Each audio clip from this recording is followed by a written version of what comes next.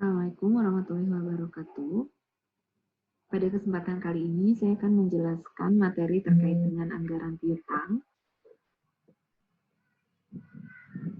Adapun tujuan pembelajaran pada pertemuan kali ini, pada video pembelajaran kali ini, yaitu mampu menyusun laporan anggaran piutang entitas, sehingga materi kita adalah penyusunan laporan anggaran. Sebelum masuk kepada teknik penyusunan laporan anggaran, ada baiknya kita merefresh sedikit terkait dengan pengetahuan kita tentang akun piutang itu sendiri. Jadi, akun piutang itu merupakan akun aset yang merepresentasikan tagihan satu entitas atau klaim satu entitas terhadap lawan transaksinya. Jadi, piutang ini memang ada kejadian ekonomi yang mendasarinya, contohnya adanya penjualan barang, adanya penjualan jasa, tapi secara non-tunai. Harus digarisbawahi secara non-tunai, karena kita memiliki hak, memiliki tagihan. Oke. Baik, selain itu, piutang sendiri itu merupakan akun real. Jadi, akun real itu artinya akun tersebut memiliki saldo bawaan pada periode sebelumnya. Sangat penting bagi kita untuk mengetahui hal tersebut karena agar tidak salah menentukan angka piutang yang akan disajikan di laporan anggarannya. Jadi, si piutang ini akun real, jadi harus mempertimbangkan saldo periode sebelumnya. Langsung saja kita mulai kepada ilustrasi penyusunan dari laporan anggaran piutang usaha.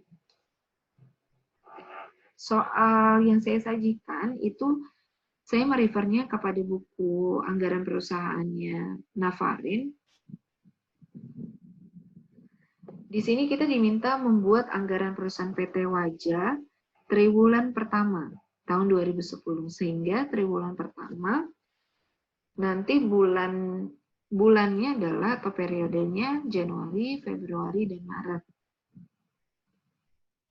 Yang pertama kali harus kita persiapkan untuk menyusun anggaran adalah data sumber. Kalau kita menyusun anggaran piutang, berarti data sumbernya itu adalah data penjualan. Tentu saja dari data penjualan kita bisa tahu nih, piutangnya berapa. Tetapi tidak cukup dengan data penjualan. Kita juga harus tahu dengan term of payment-nya atau dengan kata lain asumsi-asumsi penyusunan anggaran. Di dalam asumsi penyusunan anggaran tentu saja banyak poin, banyak highlight-nya. Contohnya, oh ya ada asumsi tadi term of payment-nya. Misalkan pembayarannya 50% tunai, 50% kredit, atau nanti yang kredit ini berapa jangka waktunya, atau ada nggak sih piutang, alokasi piutang tidak tertagihnya. Itu adalah menjadi asumsi-asumsi dalam penyusunan anggaran piutang. Setelah data sumbernya ada, langsung kita mulai perhitungannya. Di sini sangat penting bagi kita untuk bisa membaca datanya terlebih dahulu, untuk bisa membaca atau merepresentasikan data sumbernya. Kita lihat, beginning balance-nya kita punya data 2009, yaitu penjualan bulan Desember sebesar 80%. Asumsinya adalah dari total penjualan dipecah. 50%-nya adalah tunai, 50%-nya adalah non-tunai. Sehingga non-tunainya untuk Desember adalah 40%. 40.000 ini akan dibayarkan 40% pada Januari. 40% di sini lihat asumsinya, 40% itu kredit 1 bulan, sementara 10% adalah kredit 2 bulan. Sehingga kalau kita lihat dari datanya, oh ya 40.000 ini nanti 40.000-nya ini terdiri dari kredit 1 bulan dan juga kredit 2 bulan. Jadi 40% dari 80.000 itu akan dibayarkan di Januari, sementara 10% dari 80.000 itu akan dibayarkan di bulan Februari. Kita lihat Januari juga sama, dari total penjualannya dipecah lagi 50% tunai dan non tunai. Dari 50% non tunai juga dibagi lagi, dipecah. 40%-nya adalah kredit 1 bulan, sementara 10%-nya adalah kredit 2 bulan. Februari juga seperti itu. Kita pecah, dari 90.000, ternyata 45.000-nya itu adalah penjualan non tunai. Dari 45.000-nya, 40%-nya adalah kredit 1 bulan, 10%-nya adalah kredit yang merupakan porsi dari kredit 2 bulan. 40% dari total penjualan dan 10% dari total penjualan. Dan ingat, piutang itu merupakan tagihan, artinya penjualan secara non-tunai yang belum dibayar. Itu harus kita highlight terus gitu, sehingga kita tidak bingung dalam menyusun laporan anggaran ini. Kita lihat di bulan Januari, kita punya saldo awal. Saldo awalnya dari mana? Saldo awalnya, kita lihat bulan Desember. Bulan Desember itu,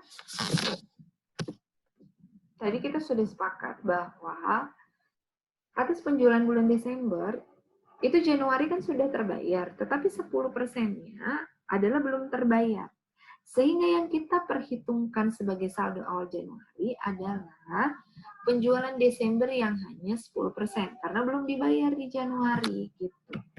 10% dikali total penjualan Januari. Dapat 8.000. Sementara untuk periode berjalan, itu periode berjalannya kita lihat. Karena kita sedang menyusun bulan Januari, berarti periode berjalan itu sendiri adalah Januari. Kita lihat, 42.500 atas non-tunai, penjualan non-tunai Januari, itu kapan dibayarnya? Bukan bulan Januari. Sehingga semuanya kita pindahkan menjadi periode berjalan. Gitu. Ingat, piutang adalah penjualan non-tunai yang belum dibayar.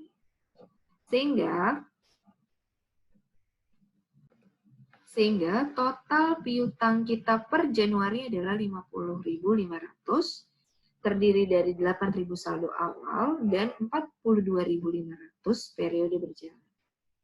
Januari selesai, kita masuk kepada Februari. Februari juga kita lihat periode atau saldo awalnya. Saldo awal sebelum Februari kita lihat, oh iya, yang bulan Desember 2009 itu sudah selesai belum di Februari? Udah, semua sudah terbayar di bulan Februari. Sehingga tidak perlu diperhitungkan di saldo awal. Jadi saldo awal Februari adalah atas penjualan non-tunai yang Januari. Yang Januari 40%-nya itu dibayar di Februari. Tetapi 10%-nya itu belum dibayar, sehingga akan menjadi saldo awal di Februari. 10% dikalikan dengan total 10% dikalikan dengan total penjualan bulan Januari. Dapat 8.500. Sekarang periode berjalannya, kan kita lagi bicara bulan Februari nih. Kita lihat nih, total penjualan kredit bulan Februari berapa? 45.000. Nah, 45.000-nya kapan dibayarnya? Bukan bulan Februari semuanya. Jadi kita tinggal pindahkan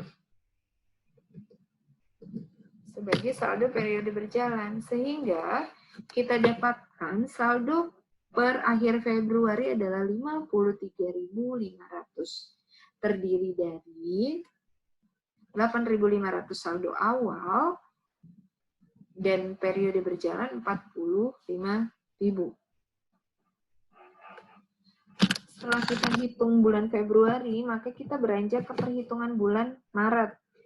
Perhitungan bulan Maret dapatnya dari perhitungan bulan Maret, saldo awalnya dapat dari ini ya. Penjualan bulan Februari yang sampai Maret belum dibayar. Itu adalah 10%. 10%. Kenapa? Karena kalau kita lihat Februari itu kan 40%-nya dibayar di Maret nih, tetapi 10%-nya nggak dibayar di Maret, sehingga kita ambilin 10%. Sebagai saldo awal piutang kita 10% dikalikan dengan total penjualan Februari. Sorry, 10% ya. Oke. Ya. Setelah itu, di bulan Maret kita perhitungkan lagi nih. Oh iya, di bulan Maret berapa ya saldo periode berjalannya? Ya kita lihat saja di bulan Maret. Di bulan Maret itu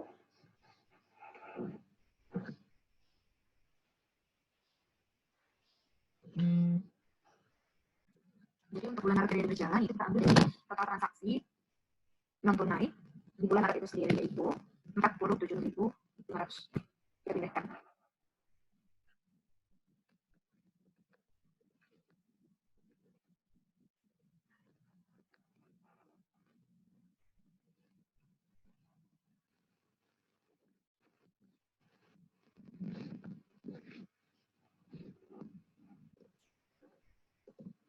Oke, mohon maaf tadi ada kesalahan teknis pada laptop saya. Jadi bulan Maret sendiri total piutangnya adalah 56.500, terdiri dari saldo awal 9.000, yaitu 10% dari penjualan Februari dan ditambah periode berjalan yaitu seluruh transaksi non tunai bulan Maret. Sehingga untuk Maret sendiri piutang kita adalah 56.500. Setelah kita perhitungkan step 1, perhitungan piutang kotor, masuk ke step 2, yaitu perhitungan alokasi piutang tidak tertagih. Tadi asumsinya adalah 1% dari total penjualan tiap bulannya adalah merupakan piutang tidak tertagih. Sehingga kita lihat ya bahwa allowance AFDA, allowance for doubtful account, itu kan adalah akun aset juga, walaupun memang dia saldonya tidak normal ya, artinya dia kontra aset. Tetapi dia akun aset juga, sehingga karena dia akun aset, maka dia memiliki saldo awal juga. Sehingga pada saat membuat anggaran, saldo awalnya harus kita perhitungkan dulu, baru ditambah periode berjalan. Sehingga di sini saldo awal dari AFDA-nya adalah untuk Januari, berarti saldo awalnya kan kita ambil dari penjualan Desember tahun lalu dikalikan dengan 1%. Periode berjalannya kita ambil dari ya bulan Januari itu sendiri. 1% dikalikan dengan 85.000. Jadi total AFDA-nya untuk Januari adalah 1.650. Untuk Februari, saldo awal AFDA-nya itu kita lihat dari periode sebelum Februari. Berarti kita tinggal pindahkan saja nih.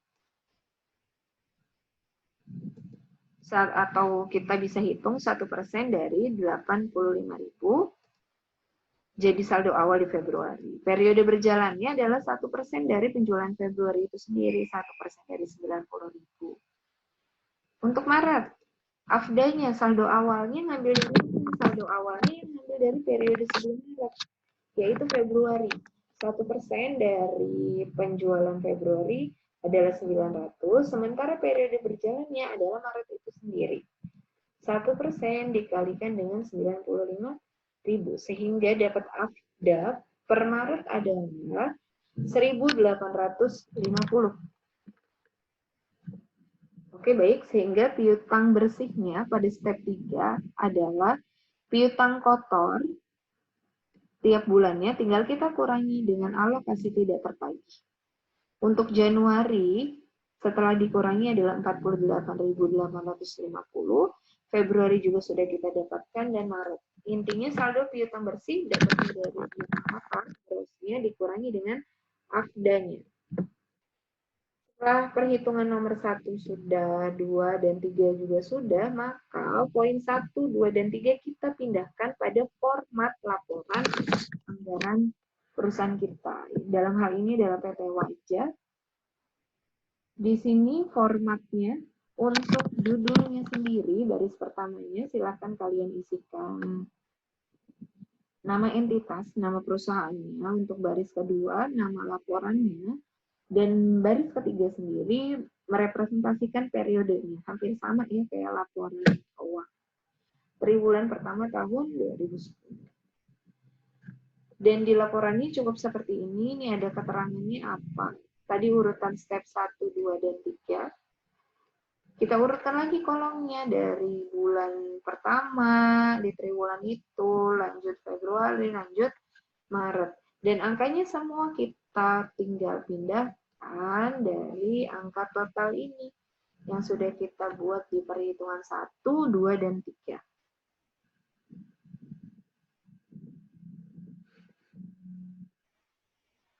Oke, baik. Saya lanjut ke soal nomor 2, ilustrasi penyusunan anggaran di soal 2. Pertama kali, tentu saja untuk menyusun anggaran, kalian harus dapatkan dulu data sumbernya. Data sumbernya adalah berupa penjualannya, data penjualannya. Setelah itu kita dapatkan data sumber, kemudian kita gunakan atau kita tentukan asumsi dalam penyusunan anggaran.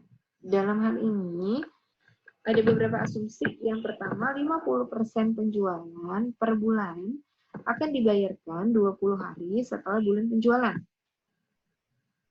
30% piutang dibayarkan 10 hari dalam bulan yang sama. Artinya masih nyangkut pada bulan yang asumsi A. Pada bulan yang sama. Yang C, 20% piutangnya akan dibayarkan di bulan kedua sesudah bulan penjualan. Dan syarat pembayarannya 5/20 N per 30. Artinya, nanti pada saat kas kita terima itu hati-hati ada potongannya. Jadi, kas yang kita terima bisa jadi dipotong kalau memang konsumen membayar 20 hari. Setelah tanggal transaksi akan dapat potongan 5%. Oke, ini mungkin soalnya agak berbeda. Di sini tidak ada asumsi alokasi piutang ya, piutang tidak tertagih, tidak masalah. Hanya saja nanti ini buat guidance kalian. Kalau nanti kalian praktek, tentu saja kalian harus mempertimbangkan adanya alokasi piutang tidak tertagih, walaupun di soal ini tidak digunakan. Jadi kita lihat dulu datanya seperti pertama-tama ini kita baca dulu gitu, kita pahami dulu datanya. Tahunnya 2000 sekian, ada bulan Januari, Februari, dan Maret, karena ini triwulan jadi 3 bulan pertama. Total penjualan kredit di bulan Januari adalah 20.000, Februari 30.000, dan Maret 40.000, sehingga total penjualan triwulan pertama adalah 90.000. Tadi kita lihat asumsinya dulu nih, ternyata bulan Februari, penjualan di bulan Januari itu nanti akan dibayarkannya nanti. Tidak pada bulan Januari. 50%-nya akan dibayarkan 20 hari setelah bulan penjualan. Berarti nanti hari ke-20 bulan Februari. Nanti 30%-nya itu 10 hari dalam bulan yang sama. Maksudnya gini, jadi 30%-nya itu adalah 10 hari dalam atau setelah bulan penjualan juga. Artinya 30%-nya juga akan dibayarkan di bulan Februari. Gitu. Sementara sisanya 20%-nya kapan? Ya nanti. Pada bulan kedua setelah bulan penjualan, yaitu bulan Maret. Seperti ini. Sekarang kita lihat, kita baca data Februari nih. Februari, penjualan bulan Februari itu tidak dibayar di bulan Februari. Nanti dibayarnya Maret. 50%-nya akan dibayarkan pada hari ke-20, sementara 30%-nya akan dibayarkan pada 10 hari bulan yang sama. Artinya hari ke-30. Gitu. Sisanya akan dibayarkan di bulan April. Oke, kita lanjut ke penjualan bulan Maret. Nah, 40 ribunya ini tidak dibayarkan bulan Maret, tetapi nanti bulan April. Ada porsi 50% pada hari ke-20, ada porsi 30%. 10 hari setelah hari ke-20. Gitu. Kemudian sisanya nanti akan dibayarkan pada bulan setelahnya, yaitu bulan Mei. Baiklah, karena tidak ada alokasi piutang tidak tertagih, maka langsung kita perhitungkan saldo dari piutang tiap bulannya. Kalau kita lihat Januari, untuk kasus ini ternyata tidak ada beginning balance-nya. Ya barangkali diasumsikan ini adalah perusahaan yang baru terbentuk, sehingga yang mungkin tidak ada beginning balance-nya. Bisa seperti itu. Asumsinya tidak ada beginning balance, berarti yang kita perhitungkan adalah periode berjalan saja. Periode berjalannya ya dapat dari mana? Piutangnya dapat dari semua total penjualan kredit di bulan Januari. Kenapa semuanya? Ya karena 20.000 itu tidak akan dibayar di bulan Januari, sehingga itu merupakan tagihan kita per Januari. Oke, sekarang kita perhitungkan bulan Februari. Bulan Februari, saldo awalnya dari mana? Kita lihat dulu. Bulan sebelum Februari apa? Januari. Ada tidak penjualan non-tunainya Januari yang belum dibayar sampai akhir Februari? Ini kita lihat aja nih dari pemetaan yang sudah kita buat. 50% dibayar, 30% juga sudah dibayar Februari. Yang belum Maret nih 20%, ya sudah. 20% dikalikan dengan 20.000. Periode berjalannya gimana? Seluruhnya dari Februari. Karena kita lihat nih penjualan Februari ada nggak? Yang kuning ini ada nggak? Kita bayar di Februari. Tidak ada, sehingga 30.000-nya langsung kita masukkan kepada piutang berjalan untuk periode Februari. Oke. Masuk kepada Maret. Seperti biasa, kita perhitungkan dulu saldo awalnya, beginning balance-nya. Beginning balance-nya tentu saja kita lihat. Periode sebelumnya apa? Oh iya, periode sebelumnya kebetulan nih masih ada penjualan non-tunai Februari yang belum dibayarkan nih. Bulan Maret yang mana? Yang ini. Yang 20%. Karena nanti dibayarkannya April, sehingga yang dibayarkan April ini akan menjadi beginning balance untuk periode Maret. Sehingga di sini perhitungannya adalah 6.000 dapat dari 20% dikalikan penjualan Februari. Dapat 6.000.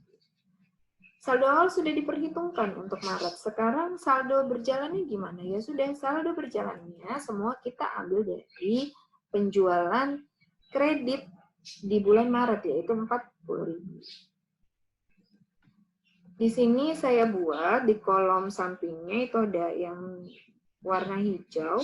Jadi bulan Januari saldo piutang kita adalah 20.000, sementara Februari itu adalah 34.000. 4.000-nya adalah beginning balance, 30.000-nya adalah periode berjalan.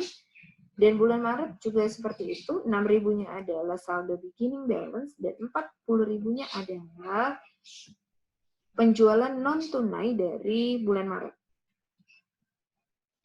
Setelah kita bikin working paper-nya atau kertas kerjanya, maka angka piutang dari tiap periodenya bisa kita pindahkan pada poin nomor 2 ya, nomor 2. pada format anggarannya, jangan lupa tuliskan judul perusahaan dan juga kita masukkan Januari 20.000, Februari 34.000, dan Maret 46.000.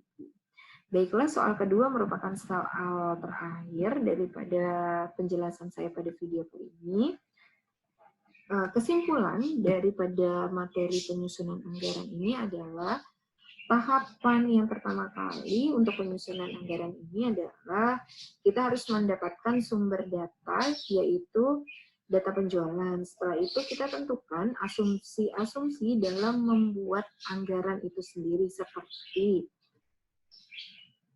term of payment-nya, berapa sih yang dibayar kredit, berapa yang tunai, misalkan kayak gitu. Atau setelah kita tahu berapa persen yang dibayar secara kredit, kita tentukan lama pembayarannya berapa, jangka waktunya berapa, alokasi piutang tidak tertagih, dan lain sebagainya yang mempengaruhi saldo akun piutang kita. Ya baik, itu saja materi yang saya sampaikan pada tujuan pembelajaran kali ini. Semoga bermanfaat dan bisa dipahami. Assalamualaikum warahmatullahi wabarakatuh.